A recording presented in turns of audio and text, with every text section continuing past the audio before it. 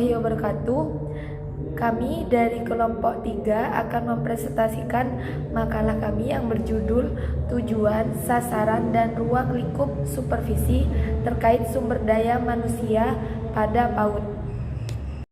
Kami beranggotakan 2 orang. Yang pertama yaitu Nur Atika Wardani dengan NIM 1902 102 05012 dan Nuri Enatun Masuda dengan NIM 1902 102 05026. Pokok pembahasannya yang pertama yaitu definisi supervisi secara umum, yang kedua tujuan supervisi terkait sumber daya manusia pada PAUD, yang ketiga yaitu pengembangan sumber daya manusia dengan supervisi, yang keempat sasaran supervisi, dan yang terakhir ruang lingkup supervisi terkait sumber daya manusia. Yang pertama yaitu definisi supervisi secara umum. Supervisi secara etimologi berasal dari kata super dan kata vision yang memiliki arti masing-masing. Kata adalah atas dan juga penglihatan. Jadi kalau secara etimologis supervisi ini merupakan penglihatan dari atas.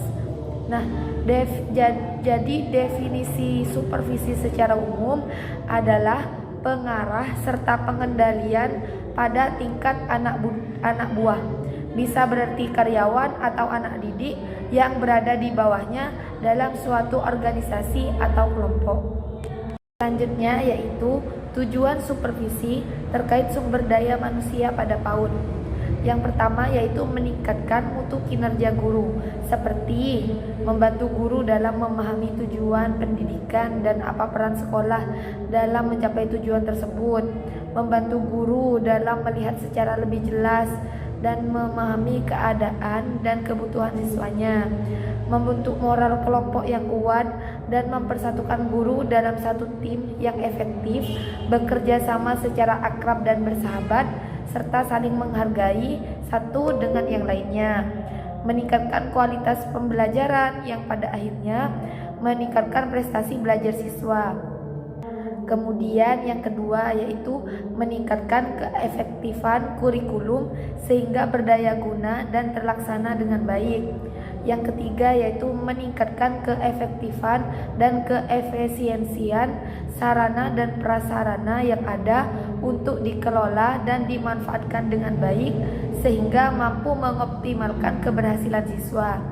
Yang keempat yaitu meningkatkan kualitas pengelolaan sekolah khususnya dalam mendukung terciptanya suasana kerja yang optimal, yang selanjutnya siswa dapat mencapai prestasi belajar sebagaimana yang diharapkan.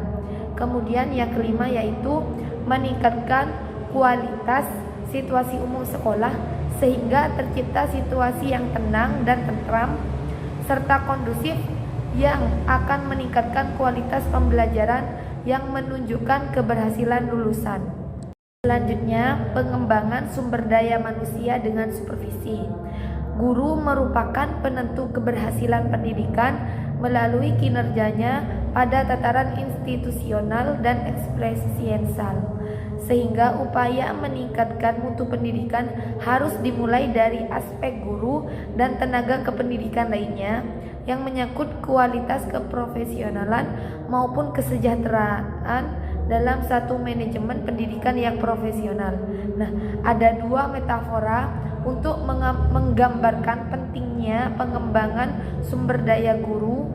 Yang pertama yaitu jabatan guru diumpamakan dengan sumber air. Sumber air itu harus terus-menerus bertambah agar sungai itu dapat mengalirkan air secara terus-menerus. Nah, bila tidak, maka sumber air itu akan mati atau kering. Nah, demikianlah seperti seorang guru yang tidak pernah membaca informasi yang baru, tidak menambah ilmu pengetahuan tentang apa yang telah diajarkannya, maka ia tidak akan mungkin memberi ilmu dan pengetahuan dengan cara yang lebih menyegarkan kepada peserta didik. Yang kedua, jabatan guru diumpamakan dengan sebatang pohon buah-buahan. Nah, pohon itu akan berbuah lebat bila akar induk pohon tidak menyerap zat-zat makanan yang berguna bagi pertumbuhan pohon itu. Nah, begitu juga dengan jabatan guru yang perlu bertumbuh dan berkembang. Selanjutnya akan dijelaskan oleh teman saya. Yang selanjutnya yaitu sasaran supervisi. Adapun sasaran utama dari pelaksanaan kegiatan supervisi adalah peningkatan kemampuan profesional guru. Depdiknas 1986, 1994, dan 1995.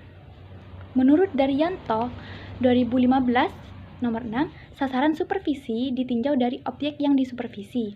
Ada 3 bentuk supervisi. Yang pertama yaitu supervisi akademik, yang kedua yaitu supervisi administrasi, dan yang terakhir yaitu yang ketiga supervisi lembaga. Nah, pada supervisi akademik yaitu menitikberatkan pengamatan supervisor pada masalah-masalah akademik, yaitu hal-hal yang berlangsung berada dalam lingkungan kegiatan pembelajaran pada waktu peserta didik sedang dalam proses mempelajari sesuatu. Nah, yang kedua yaitu supervisi administrasi. Pada supervisi administrasi ini yaitu menitikberatkan pengamatan supervisor pada aspek-aspek administrasi yang berfungsi sebagai pendukung dan pelancar keterlaksanaan pembelajaran. Nah, yang terakhir yaitu supervisi lembaga. Pada supervisi lembaga yaitu menyebarkan objek pengamatan supervisor pada aspek-aspek yang berada di sekolah. Nah, pada supervisi lembaga dimaksudkan untuk meningkatkan nama baik sekolah atau kinerja sekolah secara keseluruhan. Nah, misalnya pada ruang UKS dan perpustakaan juga yang lainnya. Yang selanjutnya yaitu ruang lingkup supervisi. Ruang lingkup yang dimaksud di sini adalah wilayah, daerah, atau tepatnya sasaran yang menjadi objek untuk disupervisi. Nah, kegiatan pokok supervisi adalah melakukan pembinaan dan pengembangan kepada seluruh staf sekolah, khususnya guru, agar kualitas pembelajaran meningkat. Nah, dengan meningkatnya kualitas pembelajaran diharapkan hasil belajar siswa juga meningkat, dan itu berarti kualitas output sekolah akan meningkat.